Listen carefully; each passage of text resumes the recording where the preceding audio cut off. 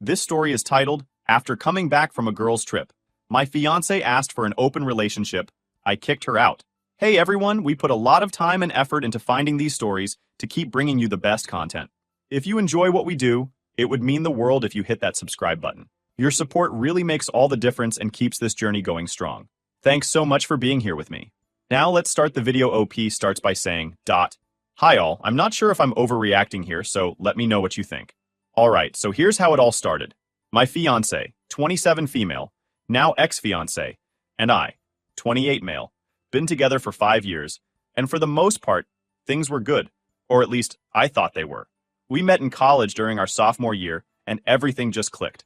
She was smart, funny, and had this energy about her that made you want to be around her. We started off as friends, but it didn't take long for things to get more serious. Fast forward a few years, and we were living together, sharing bills, planning a future. Getting engaged felt like the natural next step, and when I proposed last year, she said yes without hesitation. We'd even started talking about buying a house and having kids someday. That's what made this whole situation so hard to process. I wasn't just losing my fiancé, I was losing the life we'd been building together. Just got back from this big girls' trip with her friends.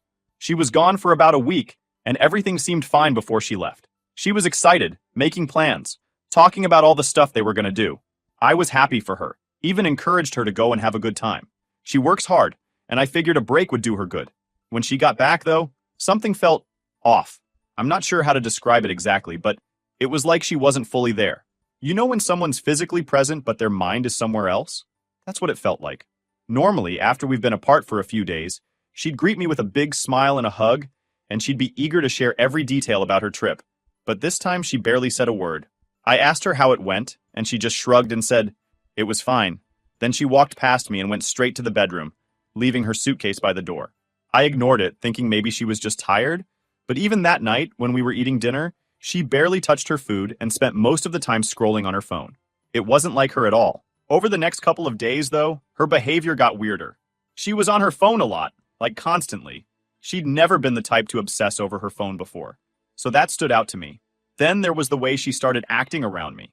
She'd avoid eye contact, seemed distracted when we talked, and even the physical affection just wasn't there. I'm not saying we were all over each other 24/7, but we were always pretty affectionate. Suddenly, it was like there was this invisible wall between us. I couldn't shake the feeling that something was up. I decided to give her some space, thinking maybe she'd snap out of it. Relationships aren't perfect, and I figured if I backed off a bit, she'd open up when she was ready. But that was not what happened. Instead, the distance between us only got worse. So I tried bringing it up one night after dinner, asking if something was bothering her, or if there was something on her mind. She didn't bother, saying everything was fine, and that I was overthinking things. But her tone? It didn't match her words. It was like she was trying to convince herself more than me. I let it go, but deep down, I knew something wasn't right. 5 years together, and you start to pick up on these things. I didn't want to push too hard, but man, it was eating at me. What was going on? Why was she acting like this? A few more days passed, and I started to notice patterns. She'd get texts late at night and would flip her phone over when I walked into the room. I'm not the kind of guy who snoops or accuses without proof, but this wasn't normal. I thought about confronting her, but I didn't want to come across as paranoid. Instead, I tried to focus on work and keep myself busy. I figured if there was something going on, she'd eventually tell me. Boy, was I in for a surprise. Looking back now, I think I knew something big was coming, but I just didn't know what. One night, she came home from work and said she wanted to talk. My heart sank immediately because, let's be real, nothing good ever starts with, "We need to talk." I sat down, trying to play it cool, but my mind was racing. What could it be? Did I do something wrong? So there we were, sitting on the couch. I could feel the tension in the air.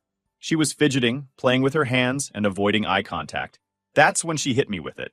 "I've been thinking a lot about our relationship lately," she said, her voice calm but a little too careful. I raised an eyebrow. "Okay, thinking about what exactly?" "Just, how we could make it better," she said, finally looking up at me. "Better?" I asked, leaning back. "What's wrong with it now?" She hesitated for a moment, biting her lip. "Nothing's wrong," she said quickly. "I mean, things are great. But when I was on the trip, some of the girls opened up about their relationships. They talked about how happy they are because they've found ways to give each other more freedom and trust." I blinked, trying to process what she was saying. Freedom and trust?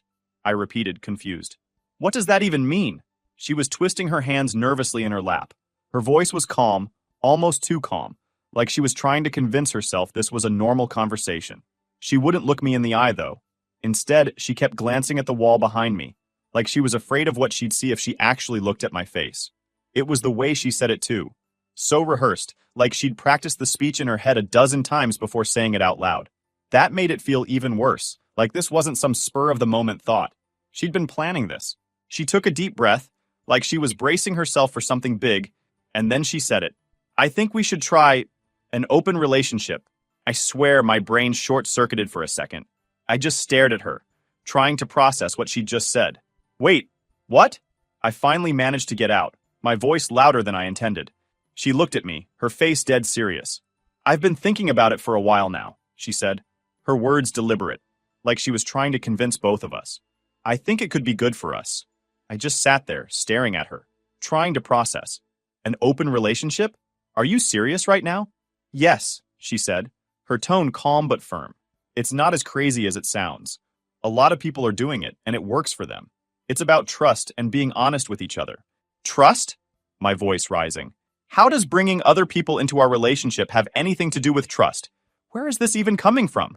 She sighed, running a hand through her hair. Look, I know it's a lot to take in, but I talked to some of the girls on the trip, and they shared their experiences. They're happier now. They said it's brought them closer to their partners. I shook my head, completely floored. And you thought, what? That I'd just jump on board with this? That I'd be okay with it? Her face softened, like she was trying to be patient. I didn't say you had to decide right away. I just think it's something we should consider. We've been together for so long, and I want to make sure we're still growing, not getting stuck. I tried to catch myself feeling a knot tighten in my chest.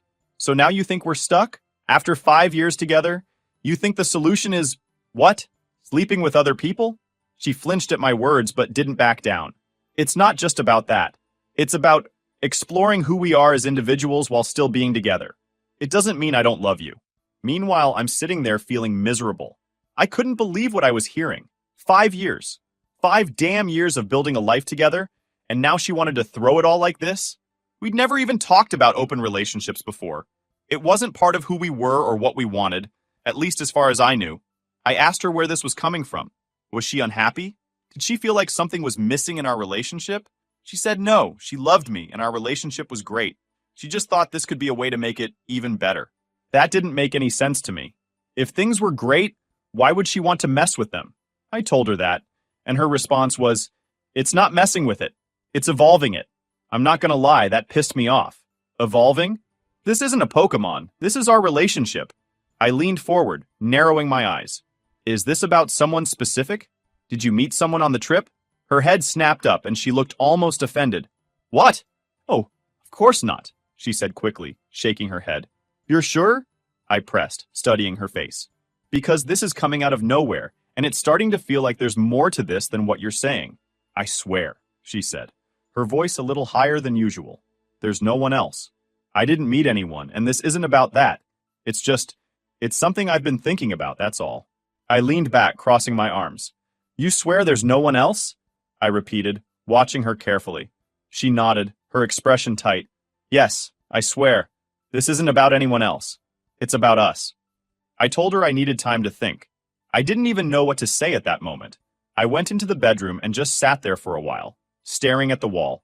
My thoughts were all over the place. Was this real? Was she serious? Did I even know her anymore? After about an hour, I came back out. She was still sitting on the couch, scrolling through her phone like nothing had happened. I stood there for a second, then said, I can't do this. She finally looked up at me, her face calm. What do you mean? I mean, I can't do an open relationship. I'm not interested, and I don't think I ever will be, I said, my voice steady. She set her phone down on the coffee table and crossed her arms. Well, she said slowly, maybe we should take some time to figure out if we're still on the same page about what we want. That was it for me. I stared at her, trying to process how she could be so casual about this. 5 years, I said, my voice shaking slightly. We've been together for 5 years, and this is what you have to say? Like it's no big deal? Her face changed then, like she was starting to realize how serious I was. I didn't mean it like that, she said quickly. I just think we need to talk about what we want for the future. There's nothing to talk about, I said firmly. If you want an open relationship, then you're not the person I thought you were. And I'm not going to sit here while you dismantle everything we've built just because your friends got into your head. She sat there, stunned for a moment. You're seriously kicking me out over this? She asked, her voice breaking. Yes, I said, staring her down. Pack your things and leave. Her eyes filled with tears, and she started crying. I didn't mean for it to go like this, she sobbed. I just wanted to have a conversation about it. That's all. I didn't mean to hurt you. There's nothing left to say, I told her. This isn't a conversation I ever wanted to have. I can't do this, and I won't. She wiped at her face, sniffling as she got up and headed to the bedroom to pack a bag. I didn't follow her or say anything else. A few minutes later, she came out, her bag slung over her shoulder, and stopped at the door. Is this really it? She asked softly. It is, I said, not looking at her. She hesitated, then opened the door and walked out. I sat down on the couch, staring at the empty space where her things used to be, and felt like my whole world had just imploded. I kept asking myself how we had gotten to this point, but no matter how many times I replayed it in my head, I couldn't find an answer that made sense. That was the beginning of the end. The night she left, the apartment felt so empty. Her things were still here. Her clothes, her toiletries, all the little knickknacks she liked to scatter around. But she was gone, and it hit me hard. 5 years of being together, building a life, planning a future, and in one conversation, it all just crumbled. The next morning, my phone wouldn't stop buzzing. I groggily grabbed it off the nightstand, and her name was everywhere. Texts, missed calls, voicemails. I sighed, scrolling through the messages. Please, can we just talk? One text read. Another one said, I'm so sorry. I didn't mean to hurt you. I just want to explain. The voicemails were more of the same when I played a snippet of one. Hey, I know you're mad, and you have every right to be.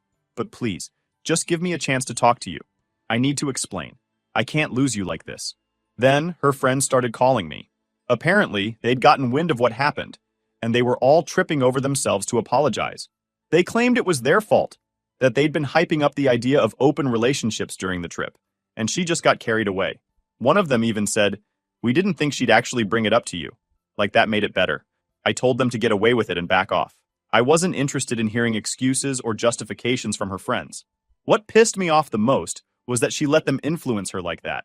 If she was so easily swayed by her friends, what else could they talk her into? My family was furious when I told them. My mom kept saying, you dodged a bullet.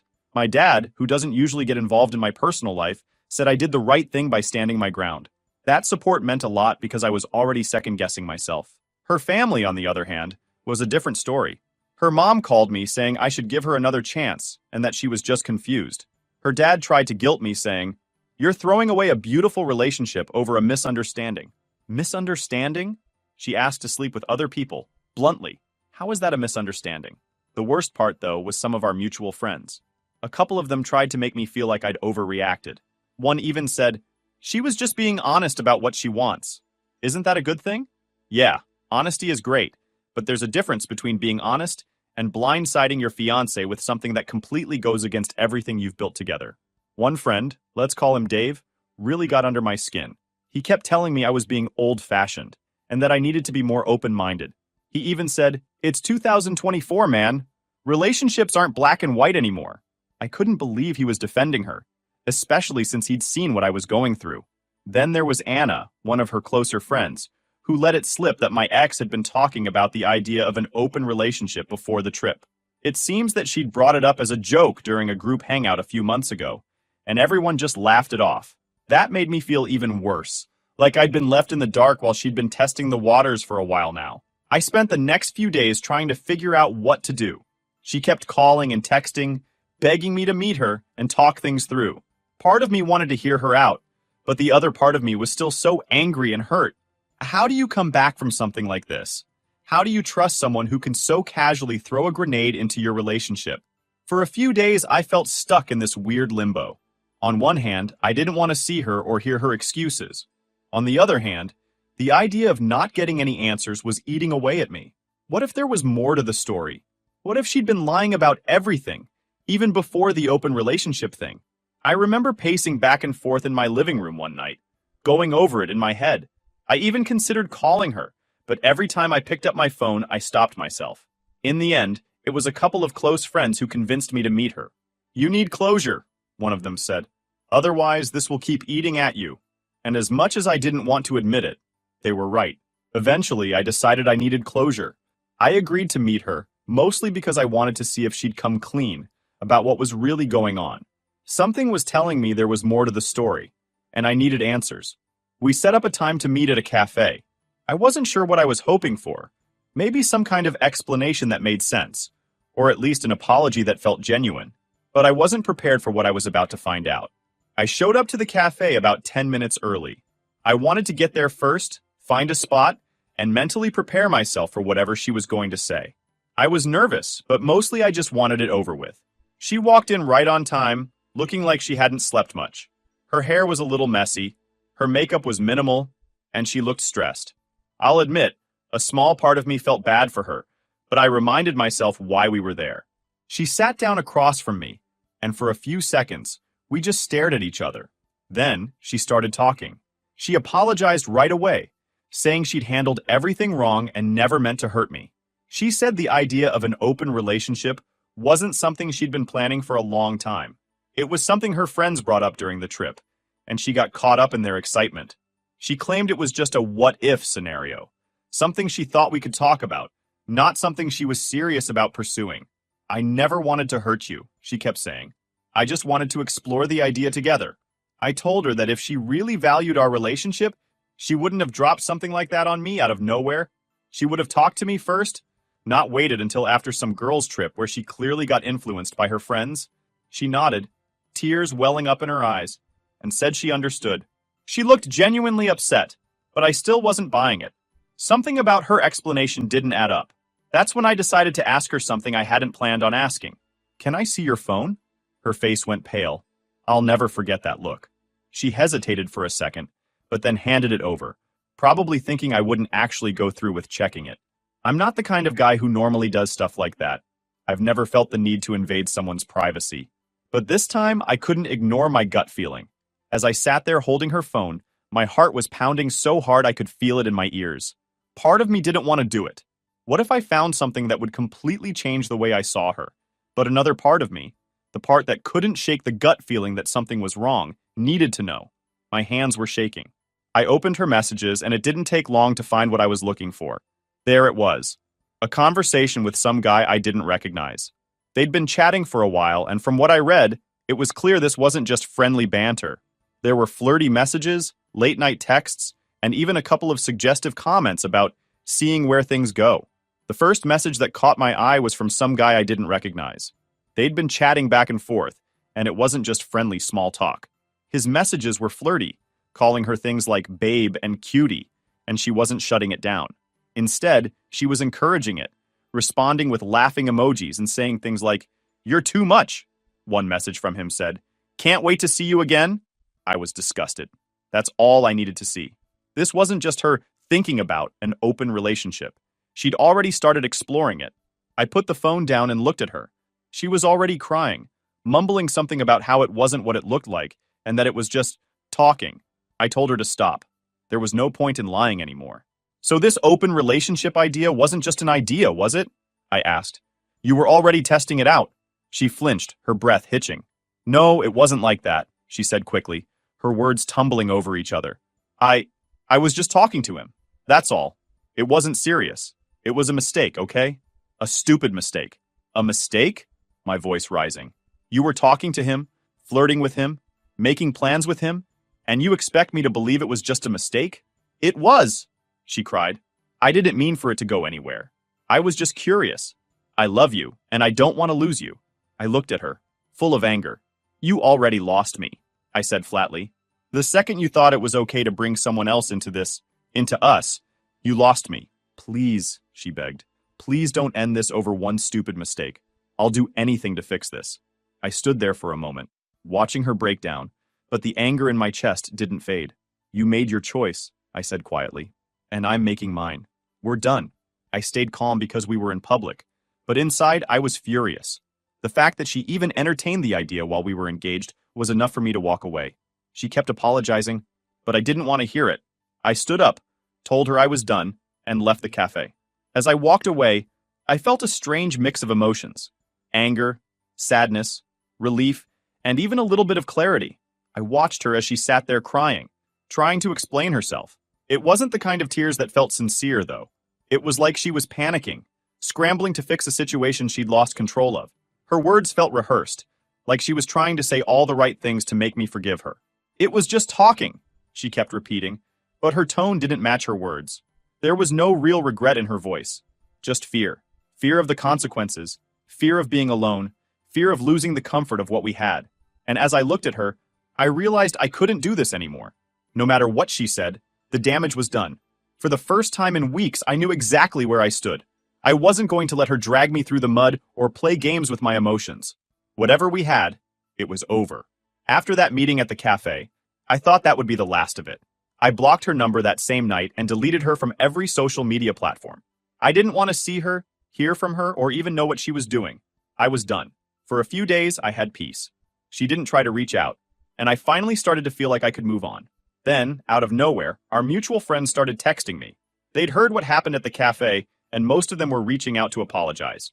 I guess word got around about the guy she was talking to, and suddenly, people who'd been defending her before were switching sides. One of her friends told me she'd started dating the guy right after our breakup. I wasn't surprised. It was obvious at this point that she'd been lining him up in the background. What did catch me off guard, though, was how quickly things went south for her. Apparently, she was posting pictures of him on social media, trying to make it look like they were some perfect new couple. Mutual friends said it came off as forced, like she was trying too hard to prove something. One of her captions was something like, "When you find someone who truly understands you," which felt like a dig at me. But the funny thing was, people weren't buying it. A couple of friends even told me she blocked them after they called her out for moving on so fast. Then, just a week later, the posts stopped. No more pictures, no more cute captions, just radio silence. That's when word started spreading that he'd ghosted her, and she was losing it. She was telling people how he led her on and used her, but honestly, I wasn't surprised. It was like karma showed up to collect, and she had no idea how to handle it. When I heard about this, I didn't feel bad for her. Call it petty, but it felt like karma doing its thing. You can't treat people the way she treated me and expect everything to work out perfectly. Life doesn't work like that. Some of our mutual friends started cutting ties with her after that. They said she'd been acting toxic, spreading lies about me, and playing the victim. She was telling people I was manipulative and didn't value her, which was complete BS. Luckily, most of our friends saw through it, especially when they found out she'd hooked up with someone else literally the day after our breakup. It's wild how quickly people turn when the truth comes out. A couple of the same friends who'd told me I'd overreacted were now apologizing left and right. They admitted they were wrong to doubt me and said they didn't realize how messed up the situation really was. I told them it was fine, but honestly, it felt good to have their support again. As for her, she tried calling me from different numbers after I blocked her. I guess when the guy ghosted her, she started rethinking things and decided she wanted me back. She left me a voicemail saying she was ready to work things out and that she realized how much she loved me. I didn't respond. I didn't even think about responding. By then, I was completely over it. The person I thought she was and the person she turned out to be were two very different people, and there was no going back. After everything that went down, cutting ties wasn't just about technology. It was about fully removing her from my life, both physically and mentally. I pack up the rest of her stuff. She'd taken the essentials the night she left, but a lot of her things were still scattered around the apartment. Clothes in the closet, toiletries in the bathroom, random little things like her favorite coffee mug, and some books she always kept on the nightstand. Packing it all up was weirdly emotional. Every item felt like a reminder of the life we'd built together, and for a moment, I wondered if I was being too harsh. But then I'd think back to the cafe, to the messages I'd read on her phone, and any second-guessing disappeared. I texted her from a burner number, one she didn't have saved, and told her to pick up her stuff by the end of the week, or it was going to Goodwill. She showed up 2 days later, looking like she'd been crying. I didn't let her inside. I handed her the boxes at the door, said goodbye, and closed it. She didn't argue, didn't try to push her way in. She just stood there for a second, like she wanted to say something, then left. That was the last time I saw her in person.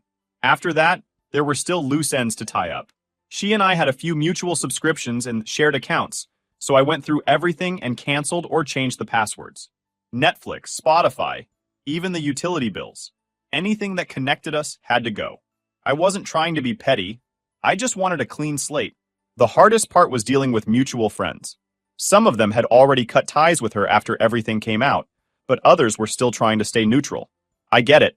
They didn't want to pick sides. But for me, there was no middle ground.